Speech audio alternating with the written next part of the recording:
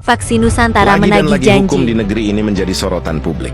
Usai seorang warga sipil berinisial M asal Panggang, Gunung Kidul, ditangkap polisi karena mencuri 5 potong kayu di hutan negara Palian, Gunung Kidul. Kayu yang dicuri memiliki ukuran berkisar 65 cm hingga 68 cm. Bukan masalah ditangkapnya yang menjadi sorotan. Tapi atas pelanggaran hukum tersebut, M terancam hukuman 5 tahun penjara. Kasus ini jadi menggelitik naluri publik yang semakin kritis.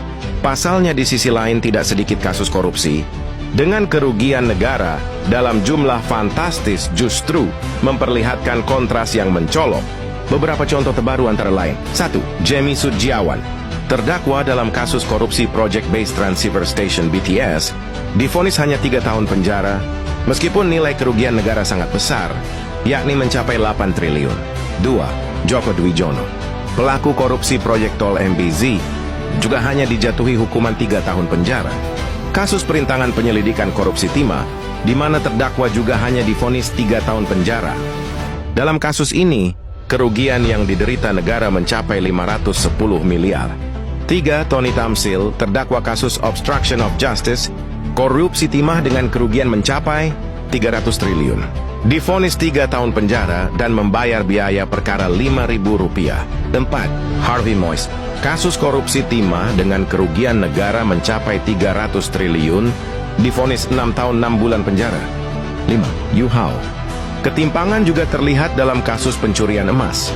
Yu Hao seorang warga negara asing asal Cina yang menjadi terdakwa pencurian 774 kg emas. Dengan kerugian negara diperkirakan 1.020 triliun, di Kalimantan Barat malah divonis bebas. Rendahnya hukuman bagi para koruptor dan penjahat berduit ini menciptakan persepsi bahwa korupsi dan penjahat kelas kakap lebih dapat diterima dibandingkan pelanggaran seperti pencurian kayu. Jika hal ini terus terjadi, apa salah jika kita menilai bahwa hukum itu bukan milik rakyat kecil, tapi hukum hanya milik pejabat kuat, konglomerat, dan penjahat kelas kakap yang bisa mengatur hukum suka-suka mereka.